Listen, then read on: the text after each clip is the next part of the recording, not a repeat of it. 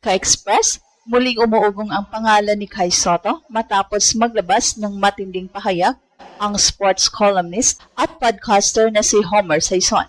Ayon sa kanyang podcast at mga ulat na lumalabas sa social media, may posibilidad na mapunta si Kai Sotto sa Los Angeles Lakers NBA Summer League team ngayong 2026.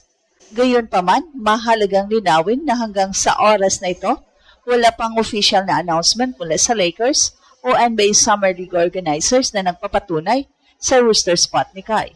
Hindi na bago kay Kai ang ganitong sitwasyon noong 2023, dumaan din siya sa serye ng NBA workouts bago makatanggap ng Summer League invitation mula sa Orlando Magic.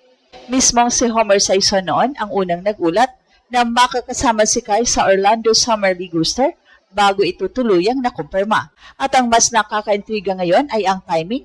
Katatapos lamang ng season ni Kai sa Japan at patuloy pa rin ang kanyang pagbabalik mula ACL injury na nagpatigil sa kanyang NBA pursuit noong nakaraang taon. Well, sa kabila nito, nananatiling buhay ang pangarap niyang maging kauna-unahang homegrown Pinoy na makapasok sa NBA. Kung sakaling magkatotoo ang Lakers rumor, hindi pa ito NBA contract pero maaari itong magsilbing pinakamalagang audition sa kanyang career. Sa Summer League kasi, nagsisimula ang maraming NBA dreams at para kay Kai, maaaring ito na ang susunod na malaking hakbang patungo sa inasam na NBA stage. Well, sa loob ng maraming taon, iisang pangarap lamang ang paulit-ulit na hinahabol ni Kai, ang makarating sa NBA mula sa kanyang pag-alis sa Pilipinas bilang batang prospect. Nagdaan siya sa iba't ibang developmental programs, paglalaro sa NBL Australia, paglipat sa Japan B-League hanggang sa pagsuot ng jersey ng Orlando Magic sa Summer League noong 2023. Hindi kailanman nawala ang kanyang hangarin na makapasok sa pinakamalaking basketball stage sa mundo. Ngayon, muling nabuhay ang usapan matapos ibunyag ni Homer Sison na may posibilidad umanong makita si Kai sa kampo ng Los Angeles Lakers para sa NBA Summer League. Bagamat hindi pa ito official na kumpirmasyon, sapat na ito upang muling magliyab ang pag-asa ng milyong-milyong Pinoy basketball fans. May dahilan kung bakit maraming naniniwala na posible ito. Una, kilala ang Summer League bilang testing ground ng mga undrafted players, international prospects, G-League standouts at mga manalarong naghahanap ng NBA opportunity. Hindi kailangan ng isang player na ma-draft upang mabigyan ng Summer League invitation. Sa katunayan, ganun mismo ang naging landas ni Kai noong 2023 nang kunin siya ng Orlando Magic para sa kanilang Summer League squad. Pangalawa, nasa tamang yugto muli ng kanyang karera si Kai. Matapos ang ACL injury na nagpahinto sa kanyang momentum, nakabalik na siya sa aksyon sa Japan at ipinakita na kaya pa niya maging productive big man. Ang Summer League ay maaaring maging perfectong venue upang muling maipakita ni Kai sa mga NBA scouts ang kanyang laki, shooting, shot blocking, mobility at shooting touch. Pangatlo, may kredibilidad ang ilang impormasyon ni Homer Sison pagdating sa NBA journey ni Kai. Noong 2023, kabilang siya sa mga unang nagulat tungkol sa Summer League opportunities ni Kai bago pa man lumabas ang mga official na detalye. Hindi ito nangangahulugan na otomatikong tama ang bawat report, pero nagbibigay ito ng dahilan kung bakit seryosong pinapakinggan ng basketball community ang kanyang mga pahayag. Sa ngayon, malinaw ang sitwasyon, wala pang official na Laker announcement, wala pang inilalabas na Summer League roster, pero may lumalabas na usapan sa basketball circles na maaaring magkaroon muli ng NBA audition si Kai ngayong summer. At kung sakaling Lakers nga ang kanyang destination, isa itong pagkakataong maaaring magbukas ng panibagong kabanata ng kanyang NBA journey. Sa mundo ng basketball, minsan isang Summer League invitation lang ang kailangan upang mabuksan ang pinto ng pangarap. At para kay Kai, maaaring ito na naman ang sandaling hinihintay niya.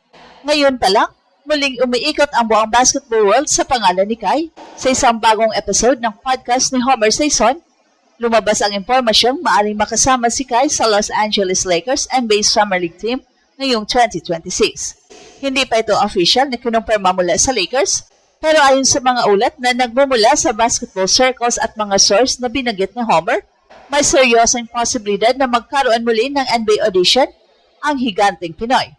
Para sa maraming Pinoy, hindi ito basta simpleng rumor lamang. Ang mas malaking balita rito ay ang dahilan kung bakit handang isantabi ni Kai ang ilang national team commitments ngayong taon. Ayon sa mga lumabas na report nitong linggo, pangunahing priority niya ang muling habulin ang kanyang NBA dream sa pamamagitan ng Summer League at iba pang opportunity sa US. At dahil dito, hindi muna siya makakasama sa ilang kilas activities habang nakatutok sa kanyang NBA pursuit. Kung tutusin, hindi na bago ang ganitong sitwasyon para kay Kai. Noong 2023, marami ring nagduda nang lumabas ang balitang may Summer League opportunity siya. Pero kalaunan, nakumpirma ang kanyang pagsama sa Orlando Magic Summer League squad.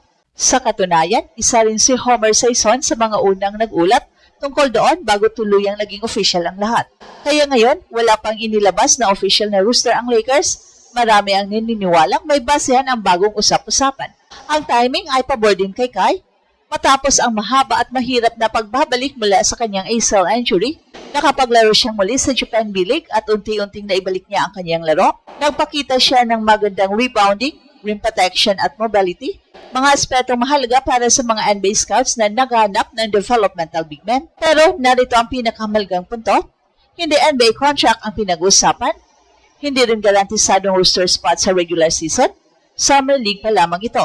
Pero para sa isang manlalarong tulad ni Kai, ang Summer League ang maaring maging pintuan patungo sa susunod na yugto ng kanyang pangarap. Dito sinusukat ng mga NBA executives kung sino ang may potensyal na mabigyan ng Exhibit 10 contract, training camp invitation, G-League opportunity, o sa pinakamaswerteng sitwasyon, isang tunay na NBA deal. At kung ang koponang magbibigay ng pagkakataong yun ay ang Los Angeles Lakers, mas lalong lalaki ang atensyon ng buong basketball world. Dahil sa Lakers, hindi lamang isa ang pinakasikat na franchise sa NBA, ito rin ang organisasyong may kakayahang gawing pandaigdigang kwento ang isang Summer League player sa loob lamang ng ilang araw. Kaya habang hinihintay ng lahat ang official na roster announcement, isang bagay ang malinaw, hindi pa kumpirmado ang Lakers. Pero buhay na buhay muli ang NBA dream ni Kai. At sa unang pagkakataon matapos ang kanyang injury setback, mas malapit na naman siyang makakita ng panibagong pintuan patungo sa pinakamalaking entablado ng basketball.